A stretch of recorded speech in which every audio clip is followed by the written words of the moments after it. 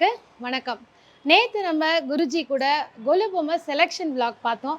இன்னைக்கு இதே வீட்டை நம்ம ஹோம் டூரில் பார்த்துருக்கோம். ஒரு திருவிழா மாதிரி குருஜி வீட்டில் நவராத்திரி ரெடி ஆயிருக்கு. நம்ம பார்க்கலாம் வாங்க. நேயர்களுக்காகவே எக்ஸ்க்ளூசிவாக நம்ம திருவருள் டிவி கொடுக்க இருக்கோம்.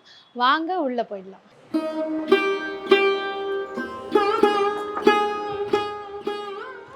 வணக்கம். ஹாப்பி நவராத்திரி. நான் கண்டிப்பாக வரும். குருஜி என்ன பண்றாங்க? குருஜி வணக்கம் வணக்கம் வணக்கம். எப்படி இருக்கீங்க? நல்லா இருக்கும் குருஜி. Thank you. நவராத்திரி வாழ்த்துக்கள். நன்றி. திருவருள் சார்பாக உங்களுக்கும் நவராத்திரி வாழ்த்துக்கள். நல்லது நல்லது. நீங்க வந்ததே அம்பாள் வந்த மாதிரியே இருக்கிறது. முதல் நாள் வாங்க. கண்டிப்பா இதே வீட்டை நேர்களே நீங்க நம்ம ஹோம் டூர்ல பார்த்துருப்போம். இப்போ ஒரு திருவிழா மாதிரி இருக்கும். அதாவது நவராத்திரினா இப்படிதான் வைக்கணும், இப்படிதான் கொண்டாடணும்னு ஒவ்வொரு விஷயமும் நம்ம குருஜி பார்த்து பார்த்து பண்ணியிருக்காரு. நேயர்களுக்காகவே இதை நம்ம திருவருள் டிவியில் கொடுக்க போகிறோம். நவராத்திரி பார்த்தீங்கன்னா ரொம்ப பிரம்மாண்டமாக அழகாக இருக்குது. விதவிதமான பொம்மைகளை எங்களால் பார்க்க முடியுது. இது வரைக்கும் எங்கேயுமே பார்க்கல அப்படின்னு தான் சொல்லணும். ஏன்னா வந்தவுடனே என்னுடைய கண்கள் எந்த பொம்மையை பார்க்கறதுன்ற லெவலுக்கு இருக்குது. ஸோ நேயர்களுக்கு நம்ம முதல்ல எங்கேருந்து ஆரம்பிச்சிடலாம் நீங்கள் சொல்லுங்கள். இப்பொழுதுமே நம்ம நவராத்திரி அப்படின்றது கலசத்தில் அம்பாளை ஆவாகனம் அப்படின்னா என்னன்னா, அண்டத்தில் இருக்கக்கூடிய அம்பிகையை ஓரிடத்தில் குவித்து வைத்திருக்கிறோம். அந்த அம்பிகையை முதல்ல தரிசனம் பண்ணிட்டு மற்ற இறைவனையுடைய தரிசனம் அது ஏன், எதற்கு, எப்படியெல்லாம் நம்ம பார்க்கலாமா? கண்டிப்பா பார்க்கலாம் வாங்க நேயர்களே போயிடலாம்.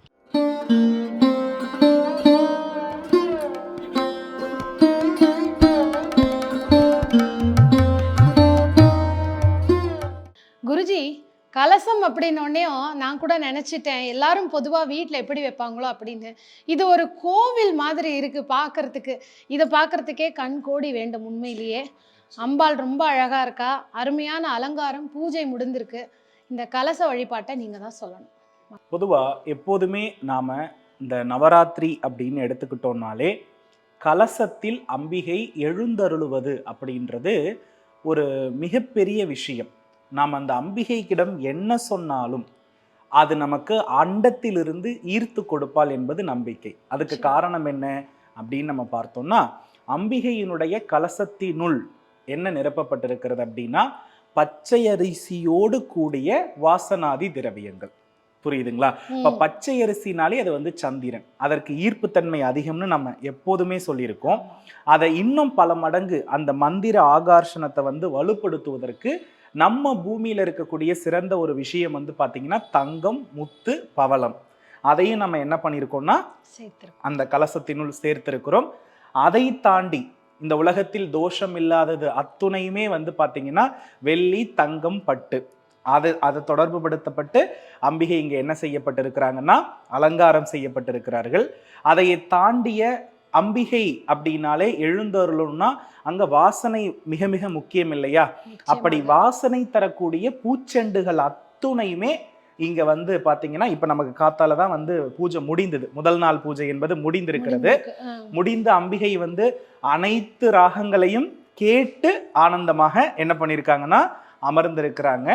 இந்த மண்டபம் அப்படின்னு நம்ம எடுத்துக்கிட்டோம்னா நீங்க கஜலட்சுமியை பார்க்கலாம். நம்ம வாஸ்துல பிரணவ வாஸ்துல எப்போதுமே சொல்லியிருப்போம், இந்த கஜலட்சுமி என்பது ஒரு மிக முக்கியமான அஸ்வினி நட்சத்திரத்தை இயக்கக்கூடிய ஒரு மிக முக்கிய குறியீடு.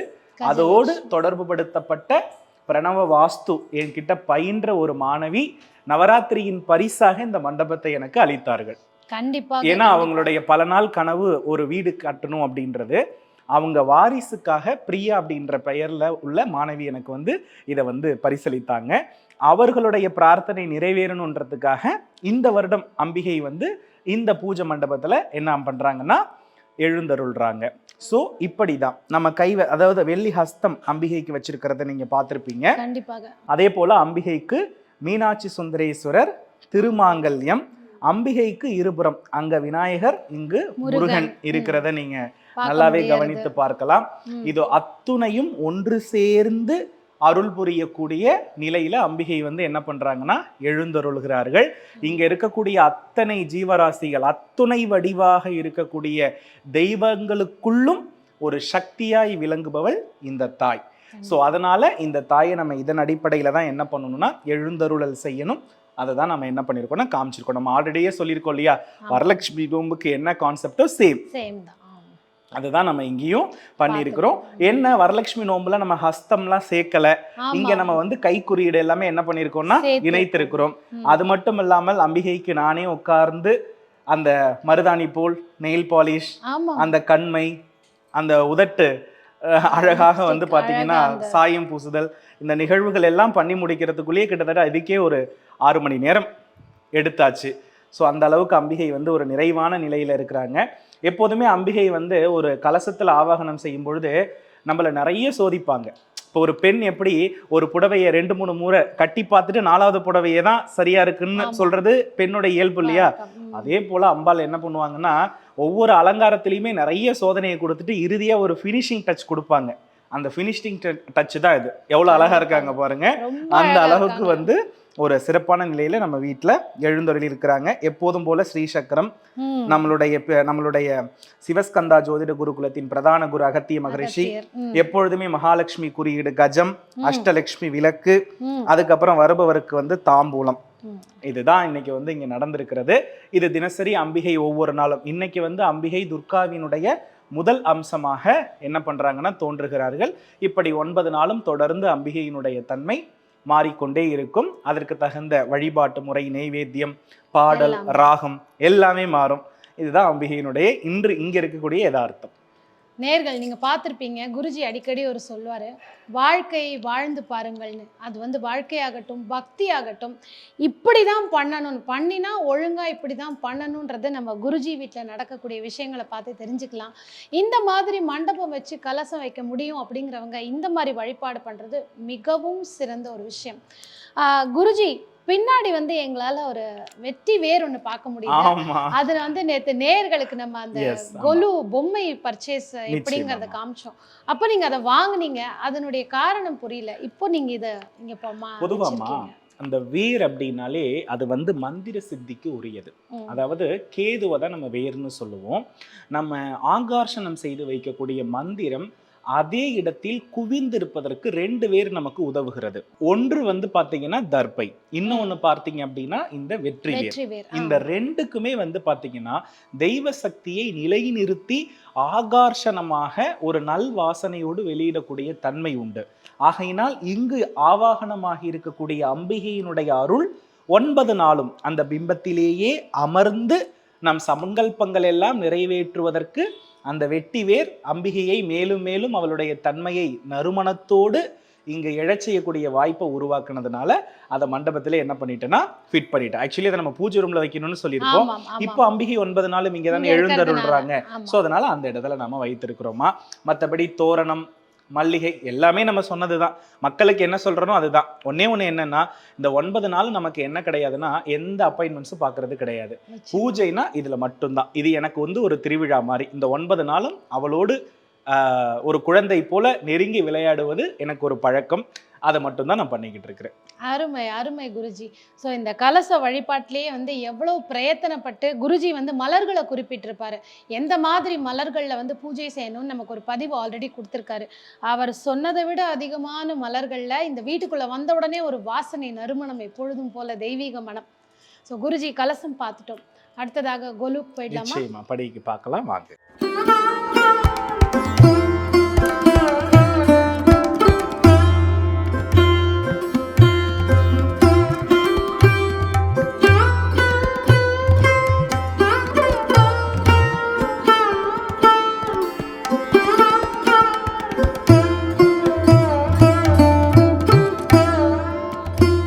இப்போ பார்த்தோம்னா எப்படி கலசம் வச்சு அழகா அதுல வந்து அம்பிகை ஆவாகனம் செஞ்சிருக்காரு அப்படிங்கிறத பார்த்தோம். அடுத்ததாக ஆர்வமா நீங்க எதிர்பார்த்துட்டு இருக்க கொலு படிகள். குருஜி ரொம்ப அழகா இருக்கு, எல்லா பொம்மைகளும் அழகா இருக்கு, பார்வை பூரா அங்கேயே தான் இருக்கு. இதனுடைய தாத்பரியத்தை சொல்லிடுங்க. 9 படிகள் இருக்கு. ஆக்சுவலி வீடு முழுக்கவே கொலு தான் நேர்களே. ஒன்னொன்னா நம்ம பார்க்கலாம். இந்த முதல் படி, 2வது படி, இதற்கான தாத்பரியங்கள். அதாவதுமா இந்த உலக வாழ்க்கையினுடைய 7 படிநிலைகளை சொல்றது தான் வந்து பார்த்தீங்க அப்படின்னா நமக்கு வந்து கொலுப்படி அப்படின்னு சொல்லுவோம். நமக்கு தெரிந்தவரை நிறைய பேர் 7 படிகள் தான் வைப்பாங்க. அதை கடந்து கிட்டத்தட்ட 15 படிகள் வரை என்ன பண்ணலாம்னா நம்ம வைக்கலாம். அப்போ 7 படிகளுக்கு மேலே அப்படின்னு நம்ம எடுத்துக்கிட்டோம்னா முழுக்க முழுக்க வந்து பார்த்தீங்கன்னா தெய்வ நிலை தான்.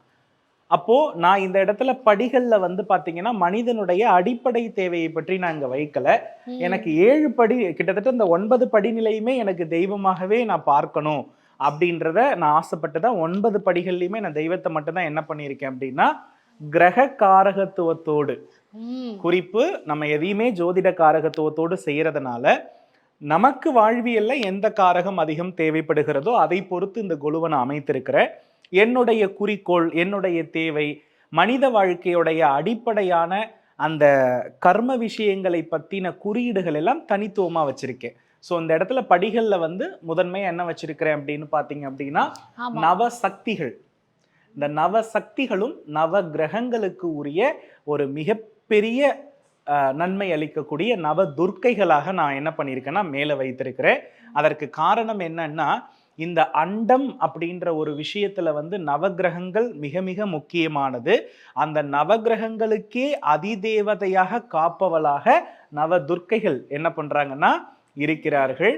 இதை நவகாளி அப்படின்னு என்ன பண்ணுவாங்கன்னா சொல்லுவாங்க.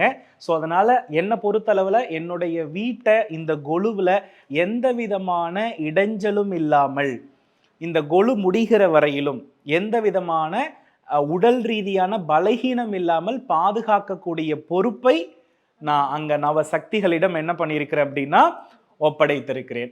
அடுத்த படி அப்படின்னு பார்த்தீங்கன்னா 8வது படி. இந்த 8வது படியில பார்த்தீங்கன்னா அஷ்டலக்ஷ்மிகள். இதுல வந்து நான் எப்படி வைத்திருக்கிறேன் அப்படின்னா ஜோதிட காரகத்துவத்தோடு எது எல்லாம் முக்கியமோ அதை மையப்படுத்தி வைத்திருக்கிறேன். இப்போ இந்த நவராத்திரி அப்படின்றது வந்து மனிதனுக்கு வந்து உணவு அப்படின்றது ரொம்ப முக்கியம் இல்லையா?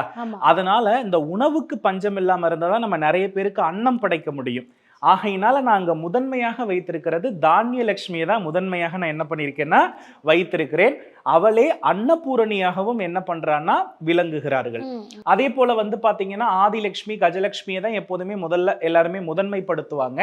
நமக்கு இந்த இடத்துல முதன்மையா எது இருந்தா இந்த உடம்பு மனசு நல்லா இருக்கும்? வயிறு நிறைஞ்சா மட்டும்தான். ஸோ வயிறு அப்படின்ற ஒரு அந்த ஸ்தூலம் அப்படின்னு நம்ம சொல்றோம் இல்லையா, சூக்ஷமம்னு ஒன்று இருக்கு, ஸ்தூலம்னு ஒன்று இருக்குமா. ஸ்தூலம் அப்படின்றத நம்ம என்ன பண்ணலாம் அப்படின்னா கண்களால பார்க்கலாம். சூக்ஷமத்தை என்ன பண்ண முடியாதுன்னா கண்ணால பார்க்க முடியாது. இப்ப அம்பாள் யாருன்னா உடலை கொடுப்பவள். அம்பாள் யாரு? உடலை கொடுப்பவள். இந்த உடல் வளரணும்னா உணவு இல்லாம என்ன பண்ண முடியாது? வளர முடியாது. உணர்வுகள் இல்லாம பூமியில என்ன பண்ண முடியாது? வாழ முடியாது. அப்ப பூமியில வாழக்கூடிய இந்த உடல் மனம் இது 2 சம்பந்தப்பட்ட விஷயத்தில் தெளிவை தருபவள் அம்பிகை ஆகிறாள். அதனால்தான் அவள் சந்திரனின் ஸ்வரூபம். சந்திரனை மனோகாரகன் உடல்காரகன் சொல்றதை கேள்விப்பட்டிருப்பீங்க. சோ அவருடைய வடிவம் தான் இந்த எண் வடிவ லக்ஷ்மிகள். புரியுதுங்களா? சோ அதனால தானிய லட்சுமியை முதன்மைப்படுத்தி அடுத்து சந்தான பிராப்தத்தை தரக்கூடிய லக்ஷ்மி. அது போல வந்து பாத்தீங்க அப்படின்னா அடுத்து வந்து பாத்தீங்கன்னா நமக்கு கஜலட்சுமியோடைய தன்மையை நம்ம என்ன பண்ணிருக்கோம்னா அழகா வைத்திருக்கிறோம். அடுத்த ஆதிலட்சுமி, இப்படி 8 வகையான லட்சுமிகளை நம்ம என்ன பண்ணிருக்கோம்னா நிறுவி இருக்கிறோம். அதனால ஏன் இந்த இடத்துல 8வது படியில நான் லட்சுமியை நிறுவி இருக்கிறேன் அப்படின்னா 8வது எண் என்பது சுக்கிரன், 9வது எண் அப்படின்றது செவ்வாய். செவ்வாய் தான் துர்க்கையின் அம்சம். 8வது எண் அப்படின்றது சனியோடைய அம்சம். ஸோ மகாலட்சுமி எல்லாமே என்ன? சுக்கிரன். ஸோ இப்போ சனி சுக்கிரன் அப்படின்ற காம்பினேட்ல என்ன பண்ணியிருக்கேன்னா அஷ்டலட்சுமிகளை நாம் அந்த இடத்துல என்ன பண்ணியிருக்கோம்னா நிறுவி இருக்கிறோம். அதுக்கு அடுத்த படிநிலையில நீங்க கவனிச்சு பார்த்தீங்கன்னா தெரியும், இந்த கடைசியில கருமாரியம்மன் இருப்பாங்க, அந்த கடைசியில மகாலட்சுமி இருக்கிறத நீங்க பார்ப்பீங்க. அதுக்கான காரணம் என்னன்றதை நம்ம சொல்றதுக்கு முன்னாடி நம்ம உடம்புல சப்த தாதுக்கள் அப்படின்னு இருக்கு.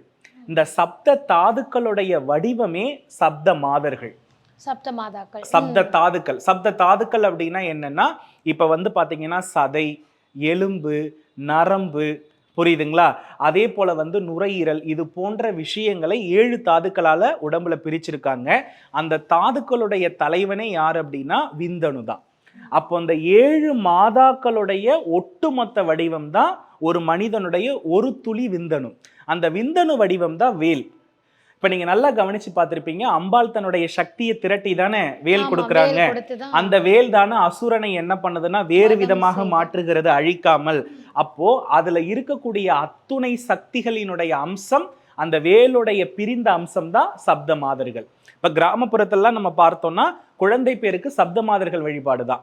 அதனால இந்த இடத்துல நான் சப்த மாதர்களை என்ன பண்ணியிருக்கிறேன் அப்படின்னா 7வது படிநிலை. ஏன் 7வது படிநிலைன்னு சொல்றேன்னா, நம்மளுடைய ஜோதிடத்துல 7வது படிநிலை என்பது திருமணம். ஒரு மனிதனுக்கு வந்து விந்து சக்தியும் சுரேனித சக்தியும் 7ஆம் பாவத்திற்கு பிறகுதான் செயல்படும். அப்போ அந்த தாதுக்கள் வேலை செய்யறதே அவருடைய விவாக பிராப்தத்திற்கு பிறகுதான். அதுல நல்லா இருக்கணும்ன்றதுக்காக அந்த இடத்துல சப்த மாதர்கள். ஓகேங்களா? அதற்கு அடுத்து அப்படியே நம்ம எடுத்து வந்தோம்னா 6வது படிநிலை. ஜோதிடத்துல வந்து 6ஆம் பாவம் என்பது நோய் நொடிகளை குறிக்கும். 6ஆம் பாவம் என்பது என்ன? நோய் நொடிகளை குறிக்கும். இந்த நோய் நொடிக்கு யாருடைய பார்வையில முதல்ல 6ஆம் பாவம் என்பது எதிரி. முதல்ல 6ஆம் பாவம் என்பது என்ன? எதிரி. இப்ப எதிரினா அதை வெல்றதுக்கான பொறுப்பை யாரு தருவாங்க? அம்பிகை தருவாங்க. அதுல யாரு முக்கியமா தருவாங்கன்னா துர்க்கை. இப்ப ராமபிரானை நீங்க கவனிச்சு பார்த்தீங்கன்னா துர்க்கை வழிபாடு செய்துதான் ராவணனை சம்ஹாரம் செய்தார். அதனால அந்த வெற்றி கிடைக்கணும்னு 6வது படியில பெரிய துர்க்கை. அடுத்து யாருக்கு 6ஆம் பாவத்திற்கு குரு பார்வை இருக்கிறதோ, 6ஆம் பாவாதிபதிக்கு குரு பார்வை இருக்கிறதோ அவர் நமக்கு சுபத்துவ பலனை வழங்குவார். அப்போ 6ஆம் பாவாதிபதிக்கு நமக்கு வந்து குருவின் பார்வை இருக்குன்னா அவருக்கு குரு ஜாதகத்துல 2ஆம் இடத்திலேயோ இல்லைன்னா 10ஆம் இடத்திலேயோ இருந்தாதான் நடக்கும். அப்போ நமக்கு அந்த இடத்துல என்ன ஆகும்னா போட்டிகளே வராது, நம்ம எல்லாத்துலேயுமே வெற்றி பெறுவோம். அதனால அந்த பார்வையை தரக்கூடிய தட்சிணாமூர்த்தியை அங்க நம்ம என்ன பண்ணியிருக்கோம்னா வைத்திருக்கிறோம். அடுத்து கடன். கடன்னாலே நமக்கு தெரியும் கேது. இப்ப கேதுவுடைய வடிவம் சைவத்தில் விநாயகரும் வைணவத்தில் ஆஞ்சநேயரும். சோ இந்த இடத்துல அந்த 2 கேதுவுடைய வடிவத்தை ஒன்றாக்கிய சிலை தான் அது. ஒரு பகுதி பாத்தீங்கன்னா அந்த மாதிரி எங்கேயுமே பார்த்ததில்லை. சோ அதனுடைய முதல் பகுதி வந்து விநாயகர், அடுத்த பகுதி வந்து ஆஞ்சநேயர். சோ இது ரெண்டுமே உச்ச கேதுவின் வடிவம். சோ 6ஆம் இடத்திற்குரிய அத்துணை பிரச்சனையும் தீர்க்கக்கூடிய அற்புதமான வடிவம். விநாயகர் துதிக்கையின் வடிவில் வாழ்னா கேது.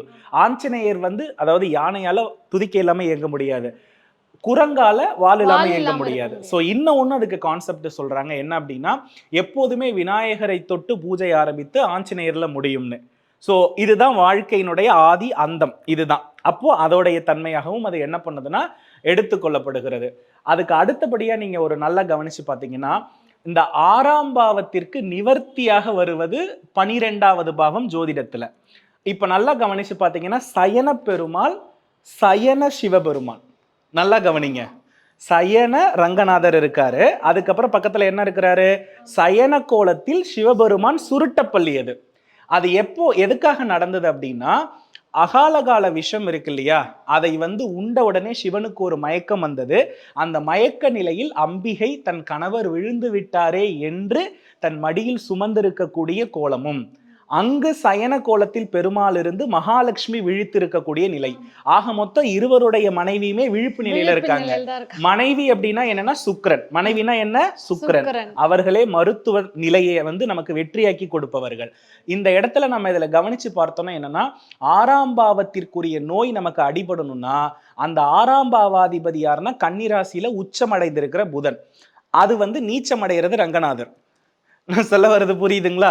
அப்போ அந்த தோற்றத்தை நம்ம பார்த்தோம்னா நமக்கு நோய் நொடிகள் விலகும். இப்ப 6ஆம் பாவம் என்பது நோயா, சோ அது விலகணும்னு அங்க நம்ம வைத்திருக்கிறோம். அதற்கு அடுத்தபடியாக பஞ்சமுக ஆஞ்சநேயர் சொல்லவே தேவையில்லை, எல்லா பிரச்சனைகளுக்கும் தீர்வை தருபவர். சோ 6ஆம் இடம் என்பது போன ஜென்மத்தில் செய்த பாவத்தை நம் அதிகம் நோயாக, கடனாக, எதிரியாக அனுபவிக்கிறது. அது எல்லாமே நீங்கணும்னா இவர்களை எல்லாமே நம்ம பிடிச்சிட்டா போதும். சோ அந்த தத்துவத்தை சொல்வதுதான் அந்த அமைப்புமா. அருமை. கேட்க கேட்க இன்னும் கொஞ்சம் கேட்டுட்டே இருக்கணும் தான் இருக்கு நேயர்களே. அடுத்ததாக 5வது படி. இப்போ நம்மளுடைய ஜோதிட காரகத்துவத்துல 5வது ராசி என்பது சிம்ம ராசியை குறிக்குமா. சிம்ம ராசி என்பது சூரியன் வந்து சுய பிரகாச ராசின்னு சொல்லுவாங்க. அதுல வந்து சூரியன் சுயம்பாக இருப்பது ஓம்காரத்தின் தத்துவம். ஓம்காரத்தின் தத்துவம் தான் என்ன அப்படின்னா சிம்ம ராசி பஞ்சபூதத்தை சமநிலைப்படுத்தக்கூடிய ராசி. இப்ப நம்ம உடம்புல வந்து சிம்ம ராசி எங்க இருக்குன்னா நம்ம தொப்புள் பகுதி. இப்ப தொப்புள் பகுதி அப்படின்றதும் வீட்டுல முற்றம் என்பது ஒண்ணுதான். ஏன்னா அது ரெண்டுமே பஞ்சபூதத்தை சமநிலைப்படுத்தக்கூடிய இடம். நம்ம உடம்புல அதிக வெப்பம் இருந்தா ஒரு சிறு துளி நெய்யோ நல்லெண்ணெயோ விட்டா என்ன ஆயிடுது? ஹீட் சமநிலை ஆயிடுது. அப்போ அந்த இடத்துல பஞ்சபூதம் அப்படி இருக்கிறதுனாலதான் அங்க சமநிலையாகுதுன்னு அர்த்தம். அப்படி இந்த சிம்ம ராசியில் இருக்கக்கூடிய மக நட்சத்திரத்தின் வடிவம் தான் பிள்ளையார்பட்டி விநாயகர். இப்ப 5ஆம் பாவம் என்றாலே புத்திரம், அப்படின்னு நம்ம ஒண்ணு சொல்லுவோம் இல்லையா? சொல்லுவாங்க. ஆமா. அந்த புத்திரத்திற்கு வந்து வலு சேர்ப்பவர் யார் அப்படின்னா இந்த இடத்துல விநாயக பெருமான். அதை தாண்டி இன்னொரு மிக முக்கியமான விஷயத்தை புரிஞ்சுக்கணும். முருகப்பெருமானுடைய ஆறுபடை வீடுன்னு சொல்றோம் இல்லையா? இந்த ஆறுபடை வீடு நம்ம உடல்ல 6 ஆதார சக்கரங்கள், சகசிராரம் என்ற 7வது சக்கரம் இல்லாம இருக்கிற 6 ஆதார சக்கரங்கள் தான் நம்ம என்ன சொல்றோம்னா இந்த இடத்துல வந்து ஆறுபடை வீடுன்னு சொல்றோம். இந்த 6 ஆதார சக்கரங்கள் யாருக்கு செயல்படுதோ அவருக்கு நற்புத்திரர் கிடைப்பார் என்பது நம்பிக்கை. அதுதான் நம்பிக்கைன்றத விட அதுதான் உண்மை. அப்ப யாருக்கு வந்து புத்திர தடை இருக்கிறதோ, பூர்வீக பிரச்சனை இருக்கிறதோ, அப்பாவால சாபம் இருக்கிறதோ, அது அத்தனையும் விளக்கக்கூடியது சிவனாலயத்தில் இருக்கக்கூடிய விநாயகர். அதுல குடவரை விநாயகரா இருக்கணும். அது வந்து பிள்ளையார்பட்டி. சோ கற்பக விநாயகர் வைத்திருக்கிறோமா? அடுத்து 6 ஆதார சக்கரங்களையும் சமநிலைப்படுத்தக்கூடியது ஆறுபடை முருகன். அதனால ஆறுபடை வீடுன்றதை நம்ம வைத்திருக்கிறோம் இல்லையா? 6 சக்கரங்களை இயக்கக்கூடிய அந்த 6 சக்கரம் ஒரு மனிதனுக்கு முழுமையாக இயங்கினாலே எப்பேற்பட்ட புத்திர தோஷம் உள்ளவருக்கும் நிவர்த்தி. அப்போ ஒரே முறையில ஆறுபடை முருகனை யார் தரிசிக்கிறார்களோ அவர்களுக்கு வந்து பாத்தீங்கன்னா 5ஆம் பாவம் சூப்பரா இயங்கும். ஓகே, புரியுதுங்களா? அறுபடைன்னு சொன்னீங்க குருஜி. நடுவுல ஆனா அந்த சுவாமிமலை முருகன் இருக்காரு, இதனுடைய தாத்பரியம் பொதுவாமா எனக்கு வந்து பாத்தீங்கன்னா முருகன் அப்படின்னாலே செவ்வாய்ன்னு அர்த்தம். சிம்ம ராசியில் செவ்வாய் இருக்கிறது அப்படின்னு நம்ம எடுத்துக்கிட்டோம்னா சிவன் கோவிலில் சிவனுக்கே உபதேசம் சொன்ன முருகன் என்று பொருள். சிம்மத்தில் யாருக்கெல்லாம் செவ்வாய் இருக்கிறதோ அவருக்கான பரிகார கோவில் வந்து சுவாமிமலை முருகன் தான். இப்போ எனக்கு வந்து சிம்மத்தில் செவ்வாய், நான் சுவாமிமலை முருகனை வழிபட்டு பிறந்தவர் தான் நான். அந்த சுவாமிமலை முருகன் கோவிலில் 60 படிகள் இருக்கும். 60 வருடத்தை மையப்படுத்தி அந்த படிகளில் எங்கள் அப்பா 4 பெண் குழந்தைக்கு அப்புறம் ஒரு ஆண் குழந்தை வேணும்னு மண்டியிட்டு அந்த வரத்தை பெற்றார். ஆகையினால்தான் அந்த ஆலயத்துல அந்த முருகனுடைய பெயரே சத்தியம் அப்படின்ற ஒரு தன்மையில இருக்கும். அதனால என்னுடைய பெயர் வந்து சத்தியசீலன். 2வது வந்து பாத்தீங்கன்னா சிவஸ்கந்தன் அப்படின்னா என்ன அர்த்தம்னா சிவனுக்கே குருவாகி பிரம்மத்தை நமக்கு வந்து சொன்ன முருகன் என்று பொருள். ஆகையினால் நம்ம குருகுலத்தினுடைய பெயர் வந்து அவருடைய பெயர்ல தான் இருக்கிறது. சிவஸ்கந்தா ஜோதிட குருகுலம் என்பது சுவாமிமலை முருகனை மையப்படுத்திய பெயர். அதனால என்னைக்குமே தந்தை அப்படின்னா நமக்கு பெரிய விஷயம் இல்லையா? ஆனா உண்மை என்னன்னா அந்த கான்செப்ட்ல தான் எங்க வீட்லயும் எங்க அப்பாவோடைய பேச்சை விட என் பேச்சு எப்போதுமே என்ன இருக்கும்னா மேலாகத்தான் இருக்கும். அதை அடிக்கடி அப்பா சொல்லுவாங்க, என்னன்னா அப்படி வரம் எடுத்ததுனால தான் நீ இப்படி பேசிக்கிட்டு இருக்கிற அப்படின்னு அடிக்கடி அப்பா சொல்லுவாங்க. பட் அந்த ஒரு நிலையில எனக்கு தந்தையாக இருப்பவர் சுவாமிமலை முருகன், என்னை படைத்தவர் அவர். ஆகையினால் அதை நான் பெரிதாக இங்க வைத்திருக்கிறேம்மா. இந்த சரஸ்வதியினுடைய தன்மை எதற்குன்னா அதாவது வலது மூளை இடது மூளை இரண்டும் சரிசமமாக இருந்தால் உடலில் பஞ்சபூதம் ஒடுங்கும். இந்த வாத்தியங்கள்லாம் வாசிக்கிறாங்க இல்லையா, இவர்கள் எல்லாருக்குமே வலது மூளை இடது மூளை ரொம்ப சரிசமமாக இயங்கக்கூடியது. அவர்களுக்கெல்லாம் மியூசிக்கல் இன்ஸ்ட்ருமெண்ட்ஸ் வச்சிருக்கவங்க எல்லாருமே 2 மூளைகளும் கவனம் இருந்தாதான் அவர்களால் வாசிக்க முடியும். அப்போ வீணையாக இருக்கட்டும், வயலினாக இருக்கட்டும், மிருதங்கமாக இருக்கட்டும், இந்த இசையெல்லாம் ஒருவருக்கு வாய்ப்பு கிடைக்கிறதுனா அவங்க உண்மையிலேயே கொடுப்பினைசாலிகள், இந்த இசைக்கருவிகளை வாசிப்பவர்கள் எல்லாம். அதனால் வலது மூளை இடது மூளை ஒருங்கிணைந்து பஞ்சபூதம் சமப்படுத்துபவள் சரஸ்வதி தேவியின் அருள். அவளே ஸ்ரீவித்யா. அவளே இந்த இடத்துல வந்து நமக்கு மிகப்பெரிய அந்த ஆதார சக்கரங்களுக்கெல்லாம் தலைவியாக விளங்குபவள். ஆகையினால் அவளை நாம் அங்க இடத்துல என்ன பண்ணிருக்கோம்னா அம்பிகையை வைத்திருக்கிறோம். அருமை அருமை குருஜி. ஒவ்வொரு விஷயத்துக்கு பின்னாடியும் ஜோதிடத்தை அதை வந்து கனெக்ட் பண்ணி தான் வந்து வைக்கிறாரு. பார்க்குறவங்களுக்கு இப்போ தோணும் நம்மளும் வந்து நம்மளுடைய ஜாதக ரீதியா வச்சா நல்லா இருக்கும்னு. அடுத்ததாக 4வது படி. நம்ம 4வது படியினை தான் நம்ம என்ன சொல்லுவோம்னா சுகஸ்தானம் அப்படின்னு நம்ம எடுத்துக்கலாம். இந்த சுகஸ்தானத்தினுடைய மறுவடிவம் 11ஆம் பாவம், அதாவது ப்ரமோஷன். அந்த ப்ரமோஷனால அனுபவிக்கக்கூடிய சுகம், இதெல்லாம் நமக்கு எதை குறிக்கும்னா 4ஆம் இடத்தை குறிக்கும். ஸோ இப்போ அந்த மனிதனுடைய வாழ்க்கையில சுகம் அப்படின்றது எதன் அடிப்படையிலனா குடும்ப வாழ்க்கை தான். ஸோ இப்போ அதில் பார்த்தீங்கன்னா முதல்ல மீனாட்சி சுந்தரேஸ்வரர், அதற்கு அடுத்தபடியாக ராமர் பட்டாபிஷேகம், அதற்கு அடுத்தபடியாக கைலாயத்தில் அம்மையப்பன் தன்னுடைய வாரிசுகளோடு காட்சி கொடுக்கக்கூடிய தன்மை, அதற்கு அடுத்தபடியாக குபேர நிதி அனைத்து செல்வங்களோடும், தத்துவநிதி பதுமநிதி இருவரோடு இணைந்து காட்சி கொடுப்பது, இறுதியில் பாலாம்பிகை.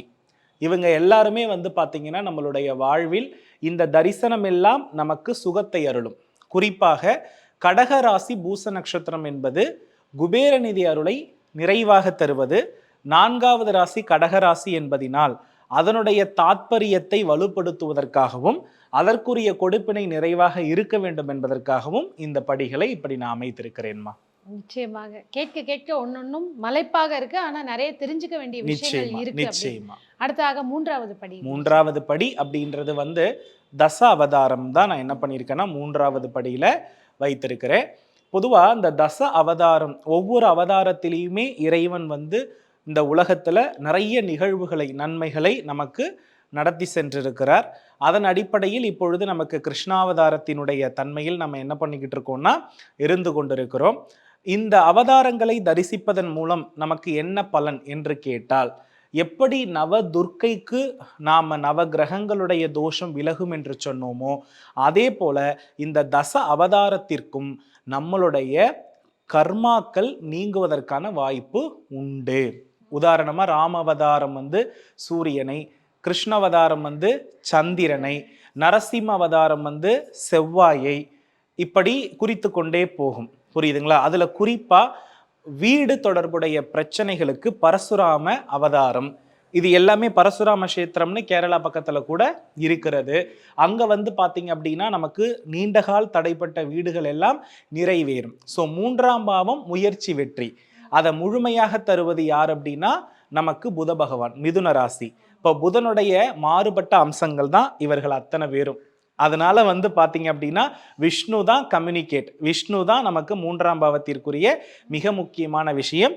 ஆகையினால் அவர்களுடைய அம்சத்தை அத்துணையும் 9 கிரக வடிவாக நாம் இந்த 3வது படியில் வைத்திருக்கிறோம். இறுதியாக பாலாம்பிகை மடியில வச்சிருக்கிற மாதிரி அழகான, அது எனக்கு ரொம்ப பிடித்த ஒரு விஷயம். ஆகையினால பாத்தீங்கன்னா பாலாம்பிகை பொதுவா அம்பாள் உபாசகர்கள் பாலாம்பிகையை வழிபடாமல் யாருமே இருக்க மாட்டார்கள்.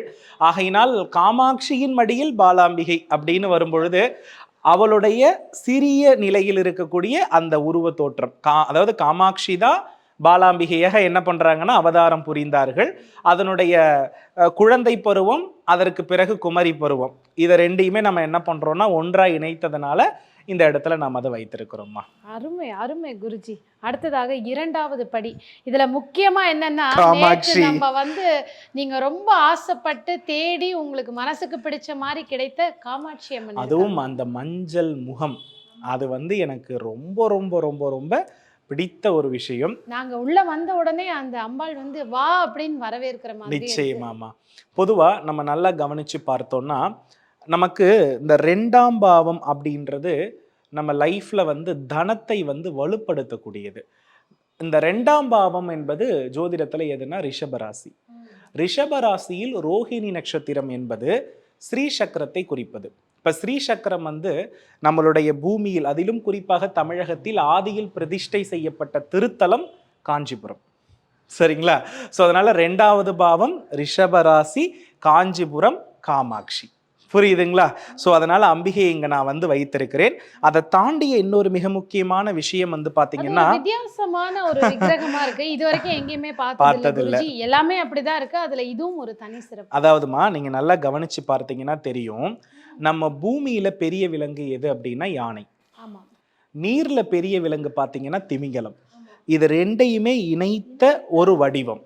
ஸோ இந்த இடத்துல பாத்தீங்கன்னா கங்கை தேவியாகப்பட்டவள் நீரையும் நிலத்தையும் சமமாக ஆட்சி செய்பவள், நீரில் இருக்கக்கூடிய உயிரினத்தின் தலைவியாகவும் நிலத்தில் வாழக்கூடிய மிகப்பெரிய உயிரின் தலைவியாகவும் அவள் விளங்குகிறாள். அதனால் அவள் கையில் பாத்தீங்க அப்படின்னா கமண்டலத்தோடு, பாவம் நீக்கக்கூடிய கங்கை தீர்த்தத்தோடு, வலம்புரி சங்கோடு, எதிரிகளை தும்சம் செய்யக்கூடிய சக்கராயுதத்தோடு காட்சி கொடுக்கிறாள். இது ஒரு மங்களகரமான ஒரு நிலை. அதனால பாத்தீங்கன்னா கங்கை தேவியினுடைய மறுவடிவமாக இருக்கிறது. இது பாத்தீங்கன்னா நமக்கு முழுக்க முழுக்க முழுக்க முழுக்க நம் பாவத்தை போக்கக்கூடிய ஒன்று. ஆகையினால இதுதான் நம்ம பாவம் விலகணும்னாலே நம்ம என்ன பண்ணுவோம், சங்கல்பத்துல ஓம் அச்சுதாய நம அனந்தாய நமன்னும் போது நம்ம தீர்த்தத்தை தான் முதல்ல என்ன பண்ணுவோம், உள்ளுக்கு குடிப்போம். அதனுடைய அடிப்படை தான் இந்த தாத்பரியம். எனக்கு ரொம்ப பிடித்த ஒரு அம்பிகை. ஆகையினால் அதை நான் வைத்திருக்கிறேன். இவங்க இந்திராணி, நமக்கு எல்லாருக்குமே தெரியும். எப்பொழுதுமே வந்து தேவர்கள் அனைவரும் சிவனை வேண்டிதான் இழந்ததை பெறுவார்கள். ஸோ 2ஆம் பாவம் என்ற குடும்பத்தையும் இந்திரனையும் இழந்ததினால் அம்பிகை சிவபெருமானை வந்து என்ன பண்றாங்கன்னா வழிபடக்கூடிய ஒரு அற்புதமான திருக்கோலம். அங்கு நமக்கு நன்றாகவே தெரியும், ரிஷபராசினாலே பொன் பொருள் நவநிதிகள் எல்லாம் பொதிந்து கிடக்கக்கூடிய ராசிகள். அதனுடைய வடிவாக அங்க இருக்கக்கூடிய வேங்கடநாதன், பத்மாவதி தாயார் வந்து காட்சி கொடுக்குறாங்க. இவங்க அனைவருமே நம்மளுடைய பண வரவை மேம்படுத்தக்கூடிய தெய்வங்கள். ஆகையினால் இதையெல்லாம் நான் இங்கு வைத்திருக்கிறேன்மா.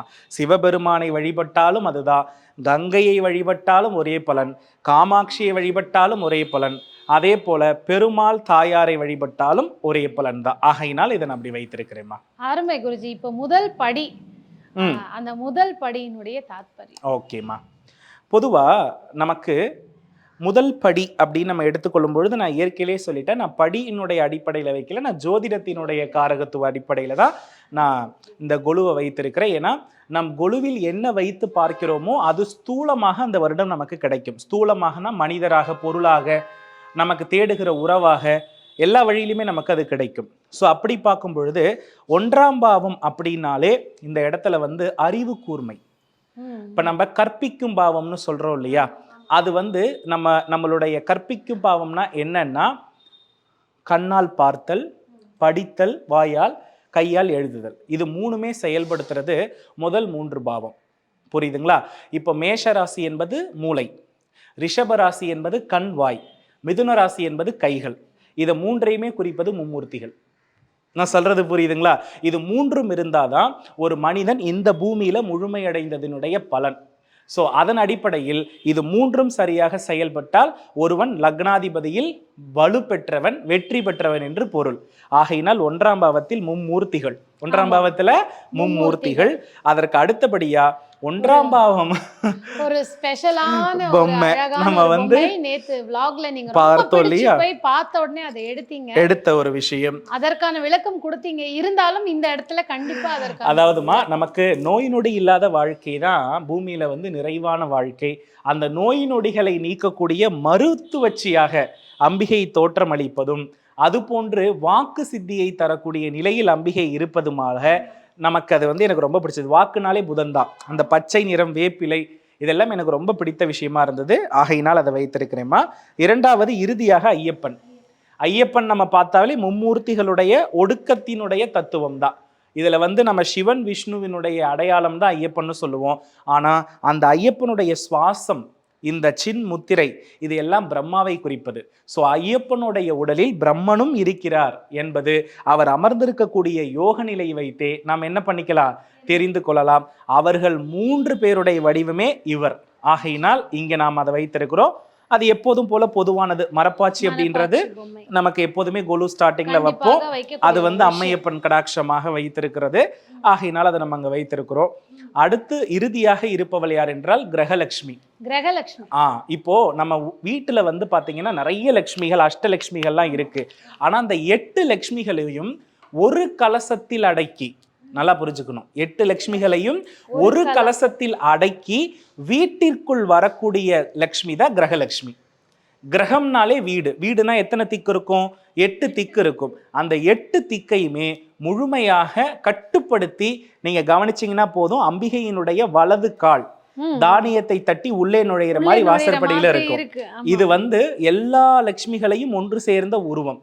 இது வீட்டுக்குள்ள வர வைக்கிற மாதிரி பார்த்த மாதிரி கிரகலட்சுமியோடைய படம் இருந்தா ரொம்ப ரொம்ப வசியம். அது வேறு ஒருத்தர் கிஃப்ட் பண்ணா ரொம்ப நல்லா இருக்கும். இது எனக்கு கிஃப்டா வந்தது. ஸோ அதனால அந்த அம்பாள் வந்த உடனே எனக்கு அந்த ஒரு நிறைவு வந்து இருந்துச்சு. ஆகையினால் அதை நம்ம வைத்திருக்கிறோம். அருமை அருமை. இப்ப கீழே வந்து அழகான ஒரு விஷயங்கள்லாம் வச்சிருக்கீங்க குருஜி, அதை பத்தி. பொதுவா இது வந்து அடிப்படையில இந்த வாழ்வுக்கெல்லாம் முன்பாக இருக்கக்கூடிய வாழ்வு நம்ம படித்திருக்கிறோம். அதாவது புல்லாகி, புழுவாகி, மரமாகி, பறவையாய், விலங்காய், மனிதராய், தேவராய்னு சொல்றோம் இல்லையா.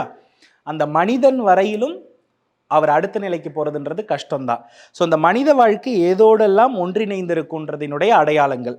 ஆகையால் தான் அதுல விலங்குகள், காய்கறிகள், தம்பதி சமேதர்களாக அமர்ந்திருக்கிற நிலை. இந்த மனித வாழ்க்கைக்கு தேவையான பொருளை கொடுப்பவர் செட்டியார் ஆட்சி. ஸோ அவர்கள் வந்து மனித வாழ்க்கைக்கு தேவையான தானியங்கள் எல்லாம் எப்போதுமே கொடுப்பார்கள். இவங்க கிட்ட இல்லைன்ற ஒரு விஷயமே என்ன பண்ணாது, இருக்காது. அந்த இடத்துல நம்ம என்ன பொருளை வைத்திருக்கிறோமோ அது பெருகும் அந்த வருடம். ஆமா. ஆகையினால் அதெல்லாம் நம்ம வைத்திருக்கிறோம். அடுத்த மிக முக்கியமான விஷயம், பூமியில வந்து கிரகங்களுடைய தோஷங்களை நமக்கு நிவர்த்தி செய்து கொடுப்பது யாருன்னா 2. ஒன்று சூரியன், இன்னொன்று சந்திரன். சந்திரன் வடிவாக மான், அடுத்து சூரியன் வடிவாக ஆதித்யர் 7 குதிரை பூட்டி கொண்டு என்ன பண்றாருன்னா சிறப்பா வரார். ஆதித்யர் தான் வந்து பயணம், நாள், மாதம், வருடம் இந்த எல்லாத்துக்குமே காரணம் யாருன்னா சூரிய பகவான் தான். இப்பேற்பட்ட அந்த தேவிகள் அனைவருக்குமே ஒரு தேரோட்டியாக யார் வராருன்னா சூரிய பகவான் அம்பிகையை கொலு செட்ட அழைத்து வராருன்ற ஒரு தோற்றத்துல இந்த கொலுப்படிகளை நான் என்ன பண்ணியிருக்கிறேன் அப்படின்னா முடித்திருக்கிறேன்மா. அருமை அருமை. ஏன்னா பாக்குறவங்க எல்லாருக்குமே பொம்மைகள் வைக்கணும்னு தெரியும். ஆனா இதனுடைய தாத்பரியம், முதல் படிக்கான விஷயம் என்ன, இரண்டாவது என்ன, இதை வந்து ஜோதிடத்தோட கனெக்ட் பண்ணி சொல்லியிருக்கீங்க. ஒவ்வொருத்தரும் தன்னுடைய விருப்பத்திற்கு தகுந்தாற் போல வைப்பாங்கம்மா. அது பக்தியின் வெளிப்பாடு. ஆனா என்ன பொறுத்தளவுல எனக்கு எது வேணும்ன்றது தானே நிதர்சனமான விஷயம். ஸோ அதனால நான் என்ன பண்ணியிருக்கேன்னா இந்த 9 கிரகத்துல இந்த 12 பாவத்துடைய காரகத்துவத்தை மிக்ஸ் பண்ணி இங்க நான் வைத்திருக்கிறேன். கண்டிப்பா இதே மாதிரிதான் நேர்களுக்கும் அவர்களுடைய தேவை எப்படி நிறைவேற வைக்கணுங்கிறத நீங்க இப்ப புரிய வச்சிருக்கீங்க. நிச்சயமாமா. நேர்களே, இது ஒன் பார்ட் ஆஃப் த கொலு தான் குருஜி வீட்டில். இப்போ அடுத்த கொலு இருக்கிற இடத்துக்கு நம்ம போகலாம் வாங்க. நேர்களை பார்த்தீங்கன்னா நம்மளோட ஹோம் டூர் பார்ட் 2ல இந்த இடத்த பார்த்துருப்பீங்க. குருஜியோடைய அந்த புத்தகங்கள், கேமரா, அதாவது வியாபாரம், தொழில் சம்மந்தப்பட்ட இடம். இப்போ இன்னைக்கு அந்த இடம் எப்படி மாறி இருக்கு அப்படிங்கிறதையும் பார்க்குறீங்க. இதனுடைய விளக்கங்களை நம்ம குருஜி கிட்டே கேட்டு தெரிஞ்சுக்கலாம். குருஜி, கொலுவினுடைய இன்னொரு பகுதி இது, இதை பார்த்துன்னு ஒரு விளக்கம். பொதுவாக மனித வாழ்க்கை பூமியில பூர்த்தி அடைவது சில சம்பிரதாயத்தின் மூலம். அதாவது சந்நியாச வாழ்க்கையின் மூலமும் முக்தியை பெறலாம். கிரகஸ்த வாழ்க்கையின் மூலமும் ஒரு மனிதனால் என்ன பண்ண முடியும்னா முக்தியை பெற முடியும். அதனுடைய மிக முக்கியமான அடையாளங்களுள் ஒன்று என்ன அப்படின்னா அது விவாகம். சரிங்களா? ஸோ விவாகத்திற்குரிய செட் நம்ம அந்த இடத்துல பார்ப்போம். ஸோ அந்த விவாகத்திற்கு பிறகு அதுல நீங்க நிறைய அடுத்து விவாகத்திற்கு பிறகு என்னன்னா விருந்து உபசரிப்பு. ஏன்னா விருந்து உபசரிப்பு அப்படின்றது எந்த இடத்துல இலையோடு உணவு பரிமாறப்படுகிறதோ அங்க கர்ம கடன் விலகும். நம்ம எத்தனை முறை ஒருத்தர் வீட்டுல சாப்பிட்டுருக்கோமோ நம்ம அன்னையிலேருந்து கடன் பட்டவர்கள். அந்த வீட்டுல அந்த கடனை நம்ம திரும்பி அடைக்காம நம்ம போக முடியாது. ஆகையினால் விருந்து நம்ம இன்னொருத்தர் போடக்கூடிய அன்னதானத்தை நம்ம சாப்பிட்டாலே நமக்கும் நல்லது, அவருக்கும் அது நல்லது. அதற்கு அடுத்தபடியாகவே தெரியும் மாப்பிள்ளை பெண் ஊர்வலம், இதெல்லாம் மனதிற்கு வந்து ஒரு இதமான நிகழ்வு தான். ஸோ அதற்கு அடுத்தபடியா வந்து எடுத்துக்கிட்டிங்கன்னா சீமந்தம். சீமந்தத்தின் அப்புறம் நடக்க போற ஆமா, அடுத்து வந்து சீமந்தம். சீமந்தத்துல நம்ம உறவுகள் எல்லாமே இருக்கும். நிறைய அதற்கு தேவையான தின்பண்டங்கள், அம்பிகை மங்களகரமான பொருட்கள் எல்லாம் வைக்கப்பட்டிருக்கிறது. அதற்கு அடுத்தபடியா வந்து பாத்தீங்க அப்படின்னா காதணி விழா. குழந்தை பிறந்ததுக்கு அப்புறம் வந்து காதணி விழா, முடி காணிக்கை எடுத்து காதணி விழா செய்வாங்க. அந்த நிகழ்வுகள் நம்ம வைத்திருக்கிறோம். அதற்கு அடுத்தபடியாக உபநயனம். ஸோ இது வந்து பார்த்தீங்கன்னா ஒவ்வொரு சமுதாயத்திற்கும் இது மாறுபடும். கலைத்துறையில் இருக்கிறவங்க எல்லாருமே உபநயனம் பண்ணலாம். பூணூல் திருமணம் அப்படின்னும் இதை நம்ம என்ன பண்ணுவாங்கன்னா சொல்லுவாங்க. ஸோ அது நம்ம வந்து இந்த இடத்துல வைத்திருக்கிறோம். இதையெல்லாம் இந்த இடத்துல ஸ்தூல வடிவாக வைத்ததற்கு காரணம் என்ன அப்படின்னா இதை அனைத்தையுமே நிறைவேற்றி தருபவள் அம்பிகை. அதாவது சூக்ஷமமாக இருப்பதை விட நம் ஸ்தூலத்தில் இருக்கக்கூடிய எல்லா பிரச்சனையும், ஸ்தூலம்னா கண்ணால் பார்க்கிறது, இதெல்லாம் உடம்பு தானே. ஸோ அத்தனையுமே அம்பிகை வந்து என்ன பண்றாங்கன்னா நிறைவேற்றி வைக்கிறாங்க. அதற்கு அடுத்தபடியா இந்த கான்செப்ட் என்ன சொல்லுகிறது அப்படின்னா ஒரு ஊர்ல வந்து பாத்தீங்கன்னா எப்போதுமே நீரின்றி அமையாது உலகு. அப்போ ஒரு ஊர்ல விவசாயம் நடக்கணும்னா அதற்கு என்னென்ன தாத்பரியங்கள் எல்லாம் மிக முக்கியம் என்பதை நம்ம தெரிஞ்சுக்கணும். பொதுவா சொல்லுவாங்க கோவில் இல்லாத ஊரில் குடியிருக்காதே அப்படின்னு சொல்லுவாங்க. அதற்கு அடுத்தபடியா ஒரு கோவிலுக்கு 12 வருடங்களுக்கு ஒரு முறை கும்பாபிஷேகம் செய்தே தீர வேண்டும்னு சொல்லுவாங்க. இந்த ஆகாயத்தை இயக்கக்கூடிய தத்துவங்கள்ல சில கலைகள் இருக்கிறது. அந்த கலைகள்ல ஒன்று கரகாட்டம், குதிரையாட்டம், கும்பாபிஷேகம், இசை கச்சேரி. இது எல்லாமே வந்து பாத்தீங்கன்னா சித்திரை மாதங்கள்ல திருவிழா காலகட்டத்தில் நடக்கும். இது எப்போ நடக்குதோ, எந்த ஊர்ல கரகம் ஆடப்படுகிறதோ, பொய்க்கால் குதிரை ஆடப்படுகிறதோ, வேள்வி நடத்தப்படுகிறதோ அந்த ஊருக்கு ஆகாயம் வந்து நெருக்கத்தில வருமா. அந்த நெருக்கத்தில் வருவதன் மூலம் அந்த ஊர்ல மழை பொழிந்து நன்மை நடக்குமா. அதனாலதான் ஒவ்வொரு வருடமும் வீதி உலாவில் வந்து இறைவன் வந்து என்ன பண்றது, வலம் வருவதற்கான காரணம். இப்பெல்லாம் இந்த பாரம்பரிய முறை என்ன பண்ணிடுச்சுன்னா மறைந்து போய்விட்டது. ஆனா அதுல இருக்கக்கூடிய அடிப்படை தாத்பரியம் என்னன்னா, ஒரு ஊர்ல இருக்கக்கூடிய தெய்வத்துக்கு நீங்க லைட்டுக்கு அதுக்கெல்லாம் பண்ற செலவை விட ஒரு நல்லபடியான நாகரிகமான கரகாட்டம். இப்போ வந்து நாகரிகமற்ற முறையில் நிறைய விஷயங்கள் வந்து நம்ம பார்க்குறோம். அப்படி ஆபாசமாக இல்லாமல் நாகரிகமான முறையில் கரகத்தை வந்து நாம் வந்து கரகாட்டம், நீங்கள் நல்லா கவனித்து பார்த்தீங்கன்னா தெரியும், கோவிலுடைய கலசமும் கரகமும் ஒன்றாக இருக்கும். அதே போல கரகம், சிலம்பம், பொய்க்கால் குதிரை, காவடி இது அத்தனையுமே ஊர்ல வந்து நீரோடைய வலிமையை சித்திரை மாதத்துல அதிகப்படுத்தும். அந்த டைம்ல தான் இது அத்தனையுமே நடக்கும். இது நடந்த அந்த இறைவன் மகிழ்ந்தார்னா உடனே மழை பொழியும். அதன் மூலம் அவர்களுக்கு விவசாயம், அந்த கிராமம் எல்லாம் செழிப்பாக இருக்கும் என்று நம்பிக்கை. எந்த ஊர்ல வந்து கோவில் இல்லையோ அந்த ஊர்ல வந்து துர்மரண நிகழ்வுன்னு சொல்லுவாங்க. அப்ப எந்த ஊர்ல கோவில் முறையாக 3 கால வழிபாடுகள், வருட திருவிழாக்கள் நடத்தலைன்னா கண்டிப்பாக அந்த ஊரில் என்ன நிகழும்னா குறைந்த வயதிலேயே நிறைய பேர் மரணிப்பார்கள்னு உண்மையாக சொல்லப்பட்டிருக்கு. அது அனுபவத்தில் நான் நிறைய பார்த்துருக்கேன். ஆகையினால் இது எல்லாம் இருந்தால் ஒரு ஊர் இந்த அளவிற்கு செழிப்பாக இருக்கும். ஸோ அதனால் இந்த ஊர், ஒரு கிராமம் செழிப்பாக இருக்கணும், அந்த உணவில் பஞ்சம் இல்லாமல் இருக்கணும், மனிதர்கள் மகிழ்ச்சியோடு இருக்கணும்னா கட்டாயமாக என்ன இருக்கணும், அந்த தெப்பக்குளத்தில் நீர் இருக்கணும், அது அரச மரத்து விநாயகர், அது கிராம தேவதை கோவில், இசை, நடனம், நாட்டியம், கும்பாபிஷேகம் அத்துணையும் திருவிழா கோலம் போல் அந்த ஊரில் வருஷத்துக்கு ஒரு முறை நடந்துச்சுன்னா இந்த பூமியே செழிப்பா இருக்கும் அப்படின்றது இதனுடைய தாத்பரியமா. கண்டிப்பாக. ஏன்னா பார்த்தீங்கன்னா, இந்த பூமியில நம்ம வாழறதுக்கு தேவையான விஷயங்கள இங்க வச்சிருக்காரு. ஒரு மனிதனுக்கு என்ன தேவை? திருமணத்தில் ஆரம்பிச்சு, அந்த குழந்தையுடைய வளர்ச்சி வரைக்கும் எப்படி இருக்கணும்? வருடம் நம்ம இப்படி வைக்கும்போது, நம்ம பூமி செழிக்கிறதோட மட்டும் இல்ல, நம்ம குடும்பமும் செழிச்சு நல்லா இருக்கும். அப்படிங்கிற ஒரு தாத்பரியத்த நமக்கு உணர்த்துறதுக்காக குருஜி தன்னுடைய வீட்ல ஒரு பாகத்த இதற்காகவே வந்து ஒதுக்கியிருக்காரு. இப்போ கொலுவினுடைய அடுத்த பகுதியில உங்கள சந்திக்கலாம். இப்ப நம்ம பார்த்தோம்னா, குருஜி வீட்டினுடைய பிரதான இடம், அதாவது பூஜை அறை, இது எல்லோருமே நம்ம வந்து குருஜியோடைய ஹோம் டூர்ல பார்த்துருப்போம். அந்த பிரதான இடத்துல வந்து குருஜி எப்பவுமே சொல்லுவாரு, நமக்கு அடுத்த வருடம் என்ன வேணுமோ அதை வேண்டுதலா வைக்கணும் அப்படிங்கிறத பதிவுலையும் சொல்லியிருக்காரு. இப்போ குருஜிட்டே கேட்டு தெரிஞ்சுக்கலாம். குருஜி சொல்லுங்க. பொதுவா ஒவ்வொரு வருடமும் தொழில் சம்பந்தப்பட்ட விஷயம் வைப்போம். இந்த வருடம் வந்து பார்த்தீங்க அப்படின்னா அடுத்த வருடத்திற்குள் நல்ல ஒரு விவாக பிராப்தம் இருக்க வேண்டும் என்பதற்கான ஒரு விஷயம். இதுதான் மக்கள் கிட்ட ரகசியமாக நான் ஒரு பொம்மை இருக்கு சொல்றேன்றத சொன்னேன். இது வந்து பார்த்தீங்க அப்படின்னாமா தெய்வ யானை முருகத் திருமணம், சரிங்களா?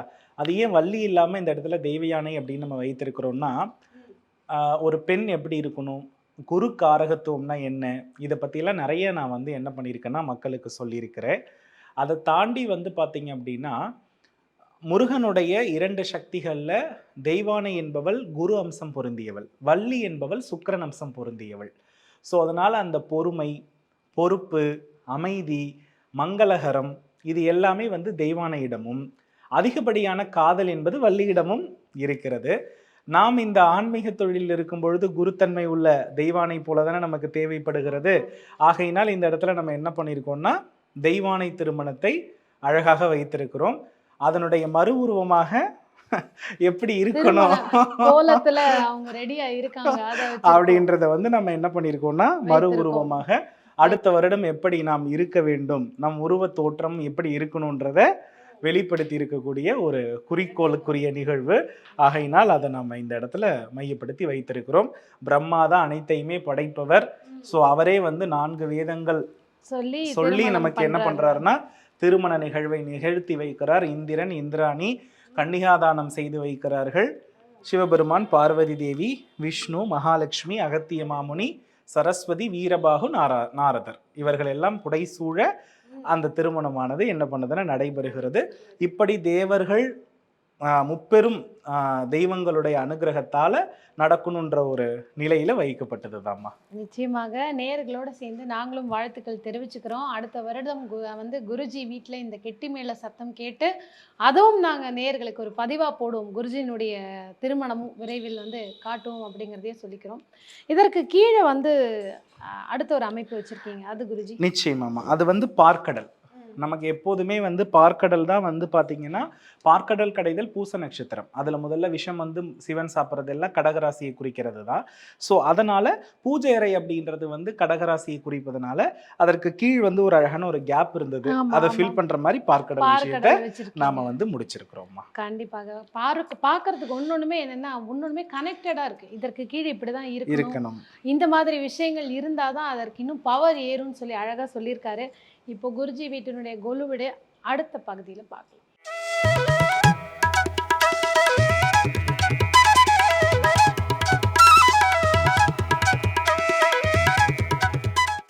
வீட்டினுடைய கொலுவினுடைய இன்னொரு சின்ன பகுதி, அதாவது சின்ன பகுதி சொல்ல முடியாது, இதுவும் பிரம்மாண்டமான பகுதி தான்.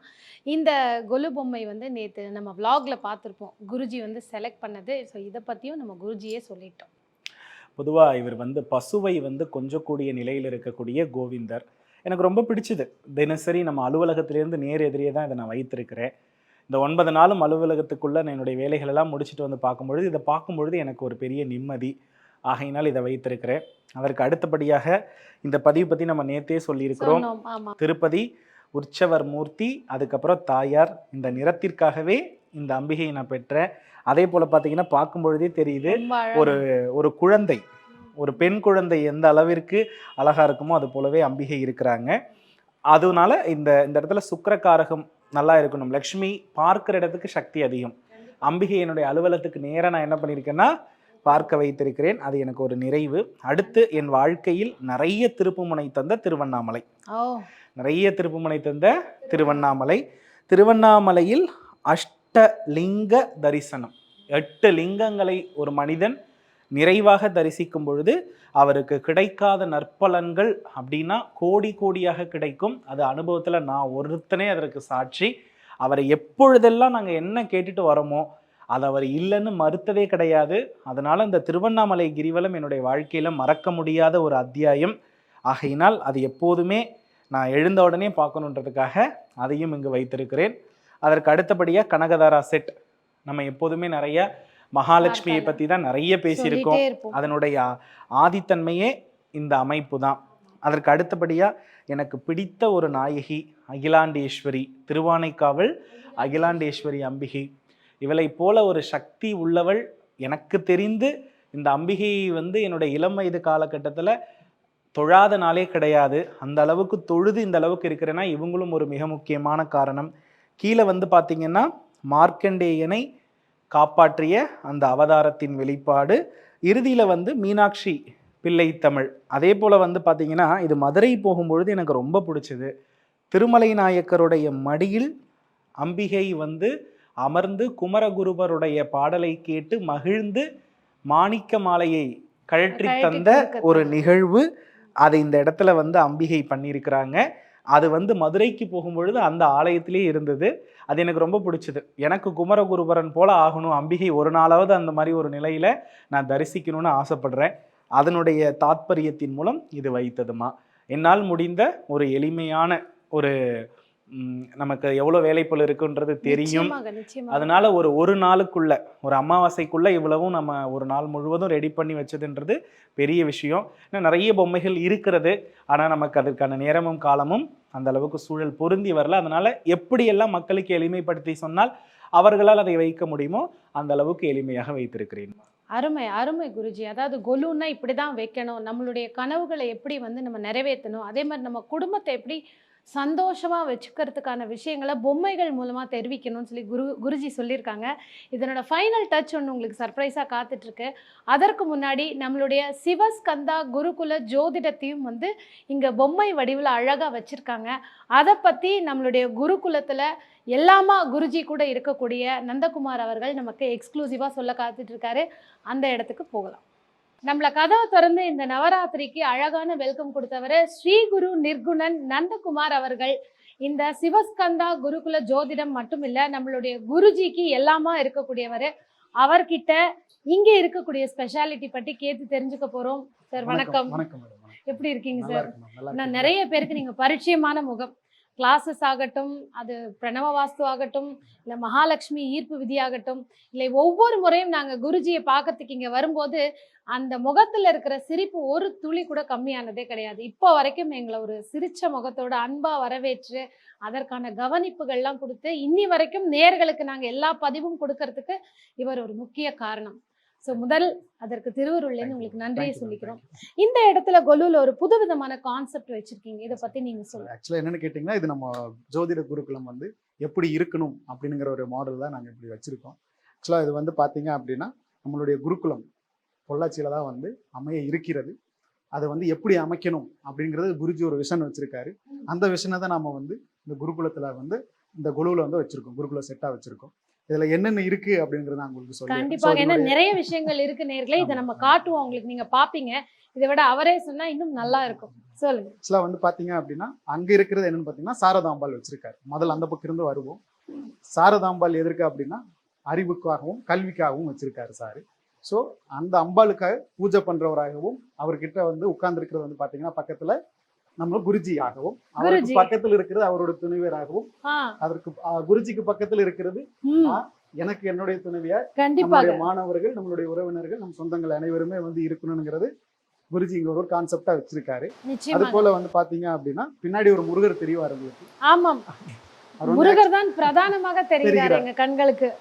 ஆக்சுவலா என்னன்னு கேட்டீங்கன்னா, இந்த குருகுலத்துல குருஜிக்கு ரொம்ப வந்து பிடித்தமான கடவுள் பாத்தீங்கன்னா முருகர். எப்பவுமே சொல்லுவாரு வெற்றிவேல் முருகன்கிறத விருதியில முடிப்பாரு. அப்படிப்பட்ட முருகர் தான் வந்து சுவாமிமலை முருகர் வந்து நம்ம குருகுலத்துல எழுந்தருள செய்யணும் அப்படிங்கிறது குருஜியினுடைய வாழ்நாள் லட்சியங்கள் எல்லாம் ஒன்று. ஸோ அதனால அவர் அங்க பிரதானமா வச்சிருக்கோம். அங்க மட்டும் இல்ல, நம்மளோட குருகுலத்துல உள்ள பாத்தீங்க அப்படின்னா இந்த செட்டுக்குள்ளேயும் வந்து ஒரு வெள்ளி முருகர் வந்து இருப்பார்.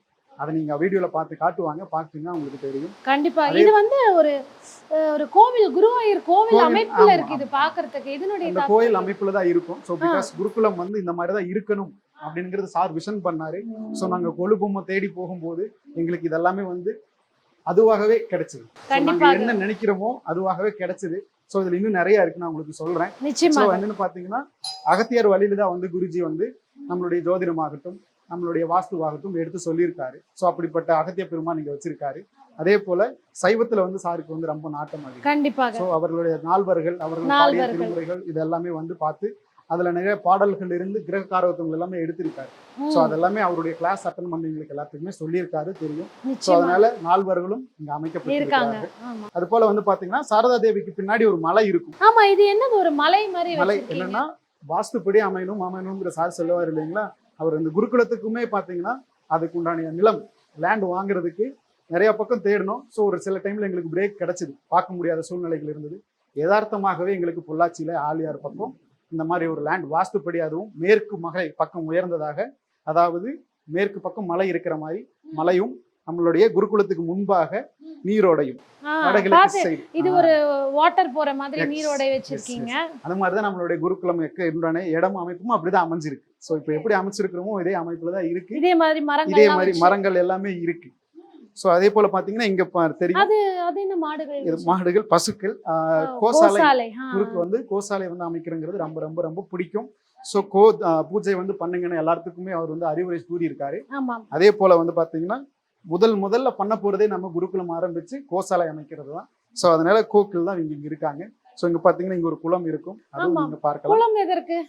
குளம் வந்து எதற்குன்னா ஒரு குருகுலம் அமைப்புல நம்ம இங்க வந்து தங்கி இருக்கும் பொழுது சோ இந்த ஒரு ஃபீல் எல்லாத்துக்குமே இருக்கணும். இயற்கையான சூழ்நிலையில நீராடணும் அந்த மாதிரி தான். அதுக்கப்புறம் வந்து பாத்தீங்க அப்படின்னா பஸ் எல்லாம் வச்சிருக்கீங்க. அதுதான் பெரிய ஒரு டாபிக்கே நான் உங்களுக்கு சொல்லணும், ஷேர் பண்ணணும்னு விருப்பப்படுறேன். ஆக்சுவலா இந்த குழு நாங்க வந்து அமைச்சதுக்கு அப்புறம் என்ன மாதிரி அமைக்கணும்னு ஆசைப்பட்டோமோ அதே போல வந்து எங்களுக்கு லேண்ட் கிடைக்கிறதுக்கு ஒரு வாய்ப்பு கிடைச்சது. அதே போல இந்த பேருந்து வந்து ஆக்சுவலா நான் வந்து ஒட்டுனேன், இது மாதிரி குருகுலத்துக்கு ஒரு பேருந்து நம்ம லேண்ட் வந்து ஒரு பக்கம் கிடைக்கிற மாதிரி இருக்கு. அது நம்மளுக்கு கிடைச்சிச்சுன்னா டீப்ல இருக்கு. ஸோ மக்களை வந்து அவ்வளவு ஈஸியா வந்து ஒரு பஸ் சர்வீசஸ் இருக்காது. மேபி நம்மளுக்கு அங்க நாளைக்கு அமையுதுன்னா கண்டிப்பா ஒரு வந்து பேருந்து வேணும், சொந்தமாக ஒரு பேருந்து வேணும் அப்படிங்கிற சொல்லி நினைச்சு இது வச்சு யதார்த்தமாக வச்சு ரொம்ப ஆசையா வந்து ஸ்டிக்கர் எல்லாம் தான் ஒட்டி வச்சிருந்தேன். கண்டிப்பாக பார்க்கும்போது தெரியுது ஊர் பேர் சொல்லி குருகுலம்னு அதற்கு ஒரு இடத்தை இது பண்ணி அங்க டிக்கெட் போட்டு அங்கேயே வர மாதிரியான ஒரு அமைப்பும் வச்சிருக்கீங்க. அது மாதிரி வச்சோம். சாருக்கு அது ரொம்ப பிடிச்சிருந்தேன். அது மாதிரி ஒர்க் பண்ணுனது ரொம்ப ரசிச்சு இதெல்லாம் பண்ணணும். ஸோ இது எது கோலு முடிஞ்சு அடுத்த ஒரே மாதத்துல நம்ம ஒரு பேருந்து வாங்குறதுக்கு உண்டான வாய்ப்புமே கிடைச்சிது. அருமை. அதுவும் வந்து லக்ஸுரியஸான ஒரு வேனா வந்து நாங்க எதிர்பார்த்து போன வாகனம் வேறு. ஆனா அங்க போனதுக்கு அப்புறம் இந்த மாதிரி ஒரு நல்ல லக்ஸுரியஸான ஒரு வேன் கிடைக்கிறதுக்கு ஆப்பர்ச்சுனிட்டி கிடைச்சது. ஸோ குருஜிக்கு அது பிடிச்சது. ஸோ அதை நாங்க புக் பண்ணணும். குருகுலத்துக்காக வாங்கியிருக்கீங்க. அவ்வளவுதான். அதாவது குருஜி சொல்லுவார் பொதுவா அடுத்த வருடம் உங்களுக்கு என்ன வேணுமோ அதை இந்த வருடம் பிரார்த்தனையா வைங்க, நிறைவேறும். அது அவரே ஒரு உதாரணமா இருந்து முன்னிறுத்தி எல்லாமே செஞ்சிருக்காரு அப்படிங்கிறது இத பார்க்கும்போது தெரியுது. பார்த்துட்டு இருக்கிறவங்களுக்கு ஒரு சந்தேகம் வரும், நாங்க இந்த குருகுலத்துல மாணவர்கள் ஆகணும், அப்ப நாங்க என்ன பண்றது அப்படின்னு. இதற்கான ஒரு விடை குருகுலத்துல மாணவர்கள்னா சிம்பிள் தான். ஸோ கான்டாக்ட் நம்பர் உங்களுடைய சேனல்ஸ் நிறைய இருக்கு. அதுக்கு கான்டாக்ட் பண்ணீங்கன்னா எப்படி ஜாயின் பண்ணலாம், ஃபார்மாலிட்டிஸ்ங்கிறது இருக்கு. ஸோ நீங்க வாஸ்து கத்துக்கிறீங்கன்னா ஆட்டோமேட்டிக்கா நீங்க எங்களுடைய குருகுல மாணவர்கள் ஆயிடலாம். இதுக்கு முன்பாக குருகுல மாணவர்களாக இருக்கும் வேறு வாய்ப்புகள் குருஜி கொடுத்திருந்தாரு. ஸோ அதை வந்து மாதம் இருக்கிற மாதிரி இருந்துகிட்டு இருந்தத லைஃப் டைமா வந்து கொடுக்குற மாதிரி ஒரு ஆப்பர்ச்சுனிட்டி கொடுத்திருந்தாரு. ஸோ ஒன் டைம் நீங்க அதில் நினைச்சிட்டீங்கன்னா போதும், உங்களுக்கு டெய்லி அப்டேட்ஸ் வரும். அதாவது நாளைய திதி என்ன, நட்சத்திரம் நாள், அந்த நட்சத்திரத்துக்கு உண்டான உணவுகள், அதாவது என்ன நெய்வேத்தியம் வைக்கணும், என்ன தீபம் ஏற்ற வேண்டும், அதாவது என்ன உணவு நட்சத்திரப்படியே உண்ணலாம், பூஜை அறையில போட வேண்டிய கோலம், அதாவது சௌந்தர்யலகரி கோலம், இந்த மாதிரி உங்களுக்கு டெய்லி அப்டேட்ஸ் வந்து தினம் நம்ம வெற்றி பெறறதுக்கு என்ன ரகசியம் சொல்லி கொடுத்துட்டு வரீங்க. அது வந்து உங்களுக்கு டெய்லியுமே அப்டேட்ஸ் வரும். நாளைக்கு என்ன பண்ணணுங்கிறது இன்னைக்கு ஈவினிங்கே வந்துடும். ஸோ அதில் நாங்கள் இன்னுமே கொஞ்சம் டெய்லி என்ன அப்டேட்ஸ் பண்ணலாம், குருஜி வந்து டிப்ஸ் கொடுத்துட்டு இருக்காரு. அதை நான் அது ஒரு டெக்னிக்கலாக கொண்டு போகலாங்கிற ஒரு ஐடியாலஜியில் இருக்கோம். ஸோ அதுக்கும் கொஞ்சம் வேலைப்பாடு ஆல்ரெடி போய்கிட்டு இருக்கு. இன்னுமே மேம்படுத்துறது எப்படி அப்படிங்கிறது நாங்கள் பார்த்துக்கிட்டு தான் இருக்கிறோம். இன்னும் 1 or 2 monthsல அது வந்து ஃபுல்லாக கம்ப்ளீட் ஆயிடும். ஸோ இப்போ ஆக்சுவலாக ஒரு வாஸ்து கிளாஸஸ் எல்லாம் வந்தங்காட்டி ஒரு 2 or 3 days எல்லாம் எங்களால் வந்து பிஸி ஷெட்யூல பண்ண முடியல. ஸோ அதுக்குன்னே தனியாக ஒரு அப்பாயின்மெண்ட் போட்டு 1 monthக்கு உண்டானதை முதலே குருஜி கிட்ட எழுதி வாங்கிக்கிற மாதிரி நம்ம பிளான் பண்ணியிருக்கோம். ஸோ அது மாதிரி போயிட்டு இருக்கு. அதுல இன்னும் என்னன்னா மந்த்லி ஒரு கிளாஸ் வந்து சார் வந்து உங்களுக்கு ஃப்ரீயா எடுப்பாரு. ஸோ மணி அட்ராக்ஷன் கிளாஸஸ் குருகுலத்துல நீங்க ஜாயின் பண்ணிக்கிட்டீங்க அப்படின்னா என்ன ஆகும்னா, சார் கிளாஸஸ் உள்ள பெரிய கிளாஸஸ் எல்லாம் போடுறாரு அப்படின்னா உங்களுக்கு அதுல வந்து கண்டிப்பா வந்து கன்செஷன்ஸ் கொடுப்பார். கன்செஷன் மீன்ஸ் என்னன்னா உங்களுக்கு ஒரு முன்னுரிமை.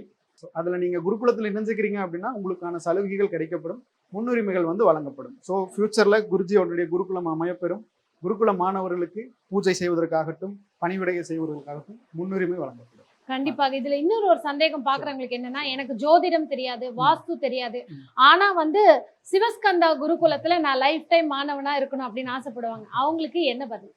இது எதுவுமே தெரிஞ்சிருக்க வேண்டிய அவசியம் கிடையாது. ஸோ குருஜி வந்து ஜோதிடம் பாருங்க, வாஸ்து பாருங்கிறத வந்து பேசிக்கா சொல்றது. ஒரு வாழ்வியல் அடிப்படையில் நீங்க முன்னேற்றி வாங்க, உங்களுக்கு எல்லாமே வெற்றி வசப்படும் அப்படிங்கிறதா வந்து குருஜியோட வந்து அடிப்படையான தன்மை சொல்லிட்டு வர்றாரு. எல்லா வகுப்புலையும் சரி, எந்த வகுப்புக்கு போனாலும் அடிப்படையில நீங்க எதுவாக சரியா இருந்தாலும் அடிப்படையில் நாம சரியா இருந்தா தான் எதையுமே வந்து பயன்படுத்திக்க முடியும் அப்படிங்கிறத வந்து எல்லா வகுப்புகள்லையும் தினம்தோறும் சொல்லி கொண்டு வருகிறார். ஸோ அதனால இது தெரிஞ்சிருக்கணும், தெரிய வேண்டும்ங்கிறது கிடையாது. விருப்பம் இருந்தால் கண்டிப்பாக நீங்க எங்களை அணுகலாம். கண்டிப்பாக. இதுல ஒரு அற்புதம் என்னன்னா, இந்த கொலுக்கு நாங்க இங்க வந்து இதர பதிவுகள் எடுத்துட்டு இருக்கும்போது வாசல்ல ஒரு அம்மா வந்தாங்க. அது யாருக்குமே தெரியல, நீங்க தான் போய் பேசுனீங்க. அந்த விஷயம் என்னங்கிறது நேயர்களுக்கு சொல்லுங்க. ஆக்சுவலா என்னன்னு கேட்டீங்கன்னா, இது மற்ற ஸ்டூடெண்ட்ஸ் எல்லாம் குரூப்ல ஷேர் பண்ணி நான் கேட்டிருக்கேன். அதாவது குருஜி வந்து மகாலட்சுமி பூஜை பண்ணீங்கன்னா கண்டிப்பா அம்பாள் வந்து ஒரு கோவின் மூலமாகவோ இல்லாட்டி ஒரு கன்னிப்பெண்கள் மூலமாகவோ சுமங்கலி மூலமாகவோ வந்து உங்களுக்கு வருவாங்க, வீட்டுக்கு வருவாங்க, அவர்களாகவே வருவாங்க அப்படிங்கறத சொல்லியிருக்காரு. ஸோ இது நான் குரூப்ல பார்த்துருக்கேன், மெசேஜஸும் பண்ணியிருக்கேன். நான் என்னோட ரியல் டைம்ல நான் வந்து எக்ஸ்பீரியன்ஸ் பண்ணது. ஸோ இன்னைக்கு ஆக்சுவலா வந்து குருக்கள் பூஜை பண்ணிட்டு இருந்தாரு, நாம எல்லாம் உள்ள உட்கார்ந்து இருந்தோம். ஸோ வந்து ஒருத்தர் வெளியே நின்று பார்த்தாங்க, யாருங்கிறது கேட்ட தெரியல. ஸோ போய் மேபி ஆஃபீஸ்க்கு தான் வந்திருக்காங்க போல புதுசா அப்படின்னு. இல்ல சார் நான் பார்க்கலான்னு வந்த வாத்திய சத்தம் கேட்டது, மங்கள வாத்தியம் சத்தம் கேட்டது, சோ அப்பதான் ரியலைஸ் பண்ணேன், எஸ் இட் ஹஸ் ஹேப்பன்ட். ஆமா, நிச்சயமாக அந்த ஒரு மகாலட்சுமிக்கான ஈர்ப்பை நீங்க கொடுக்கும் பொழுது அவள் தானாக தேடி வந்து நம்ம வாசலுக்கு வருவாள்ன்றத இன்னைக்கு நாங்களும் கண்ணால பார்த்து, நானும் வந்து கண்ணால பார்த்து ரியலைஸ் பண்ணேன். ஆக்சுவலி கொஞ்ச நேரம் கழிச்சு நாங்க தேட முயற்சி பண்ணோம். அந்த அம்மா இருந்தாங்க, ஒரு 5 minutes இருந்தாங்க. சரி பூஜை பாக்குறாங்க, இருக்கட்டும் நம்ம உள்ளே வர சொல்லி நிக்க சொல்லி பார்க்க சொன்னோம். ஸோ தீபாராதனை எடுத்து வச்சுக்கிட்டு அவங்க வட்டுக்கு போயிட்டு கிளம்பிட்டாங்க. கண்டிப்பாக. சொல்லும் போதே எங்களுக்கு எல்லாம் வந்து அந்த ஒரு மெய் சிலிர்க்கிறது, பார்க்கும் போதே ஒரு மெய் சிலிர்க்கிற விதமா தான் இருக்கு. அதே மாதிரி இப்போ பெய்துட்டு இருக்கிற மழையும் வந்து அதை வந்து ஆமோதிக்கிற வகையில தான் இருக்கிறது. மிக்க நன்றி. ரொம்ப அழகா இந்த சிவஸ்கந்தா குருகுலத்தை பத்தின விளக்கமும், உங்களோட விஷன் என்ன, எத்தனை பேருக்கு வந்து நிறைய வாழ்க்கையில ஜெயிக்கிறதுக்கான விஷயங்களை சொல்லி தரணும் அப்படின்னு குருஜி கூட நீங்க சேர்ந்து பயணிச்சு இன்னும் நிறைய பேருக்கு வழிகாட்டுதலா இருக்கணும் அப்படின்னு தான் திருவருளுடைய ஆசை. பார்த்துட்டு இருக்க நேர்கள் நீங்களும் வந்து மாணவர்களாக சேரலாம். ஸ்கிரீன்ல தெரிய நம்பருக்கு கால் பண்ணுங்க. நீங்க தொடர்பு கொண்டு என்ன மாதிரி ஃபார்மாலிட்டிஸ்ன்னு கேட்டுக்கிட்டு நீங்க வந்து சிவஸ்கந்தால லைஃப் டைம் குருஜியோட மாணவனாக இருக்கலாம். ஸோ அருமையான விளக்கம் கொடுத்ததுக்கு நன்றி. இப்போ நம்ம நவராத்திரியினுடைய நிறைவு பகுதி, அதாவது ஒரு நாளினுடைய நிறைவு பகுதி நம்ம என்ன பண்ணணும் அப்படிங்கிறதே என் கையில் இருக்கிற தாம்பூலம் உங்களுக்கு கண்டிப்பாக சொல்லும். இதனுடைய விளக்கமும் நம்ம குருஜி கிட்ட கேட்டு தெரிஞ்சுக்கலாம். குருஜி, இந்த தாம்பூலம் கொடுக்கறதுக்கான ஒரு விசேஷமான விஷயம் என்ன அப்படின்னு நேர்களை சொல்லுங்க. பொதுவாமா இந்த நவராத்திரி காலகட்டத்தில் இறுதி காலங்கள் அப்படின்னு வரும்பொழுது சுகாசினிகள் என்று சொல்லக்கூடிய சுமங்கலி பெண்கள், அதே போல் வந்து பார்த்திங்கன்னா கன்னியா பூஜை செய்யக்கூடிய சிறு சிறு பெண் குழந்தைகள், இவர்கள் எல்லாருக்குமே வந்து வஸ்திரம் கொடுத்து மரியாதை செய்ய வேண்டும். அப்படி செய்வதன் மூலம் அம்பிகையே அதை நிறைவாக பெற்று நம்மளை அனுகிரகம் செய்கிறாள் என்று பொருள். ஆகையினால் அவரவருடைய தகுதிக்கேற்ப தாம்பூலம் கொடுப்பது நன்று. இது வந்து நன்றி செலுத்துவதற்கும் மீண்டும் மீண்டும் தொடருவதற்கும் அப்படின்னு நம்ம எடுத்துக்கலாம். அதனால் அதற்கு தகுந்தாற் போல புடவை, இது வந்து ஜாக்கெட் பிட். இப்போ எங்களால் புடவை கொடுக்க முடியாது அப்படின்றவா ஜாக்கெட் பிட், கண்ணாடி, மாங்கல்ய சரடு, மஞ்சள், குங்குமம், இதெல்லாம் வளையல் எல்லாமே இணைச்சி நம்ம வச்சுருக்கோம். சீப்பு முதற்கொண்டு அதற்கு அடுத்தபடியாக பூவம்பழம் 2, மல்லிகைப்பூ, மல்லிகைப்பூவில் இது ஜாதி மல்லி, தேங்காய், வெற்றிலை பாக்கு, கூட ஏதாவது வந்து ஒரு வெள்ளியில் நாணயமோ அல்லது வெள்ளி நாணயம் கொடுக்க முடியாதவர்கள் ஒரு 5 ரூபாய் காயினோ வைத்து கொடுக்கும் பொழுது ரொம்ப ரொம்ப நல்லது. இல்லை 50 ரூபாய் கொடுக்கலாமா, தாராளமாக கொடுக்கலாம். அந்த மாதிரி கொடுத்து அவர்களிடம் ஆசீர்வாதத்தை நம் நிறைவாக பெறுகிறோம். அவர்களுக்கு பாத பூஜை செய்வது ரொம்ப ரொம்ப நல்லது. அவர்களுக்கு பாத பூஜை செய்கிறது ரொம்ப நல்லது. அதை ஃபாலோ பண்ணும்போது நல்ல ரிசல்ட் நமக்கு இருக்குமா. கண்டிப்பாக. ஏன்னா நவராத்திரியினுடைய அந்த நிறைவு தாத்பரியமே வந்து இந்த தாம்பூலம் கொடுக்கறதுல தான் இருக்குது. ஸோ நம்ம ஒரு வீட்டுக்கு கொலு எப்படி வைக்கணும், என்ன மாதிரி விஷயங்கள் செய்யணும், இறுதியாக நம்ம வந்து வரக்கூடிய குழந்தைகளுக்கும் சுமங்கலிகளுக்கும் எப்படி தாம்பூலம் கொடுத்து நம்மளுடைய மரியாதையை செலுத்தணும்னு சொல்லியிருக்காங்க. எல்லோருக்கும் இது வந்து தேவையான ஒரு பிடிச்ச பதிவாக இருக்கும் அப்படின்னு நாங்கள் நம்புகிறோம். எல்லோருக்கும் நவராத்திரி நல்வாழ்த்துக்கள். நவராத்திரி நல்வாழ்த்துக்கள். நன்றி, வணக்கம்.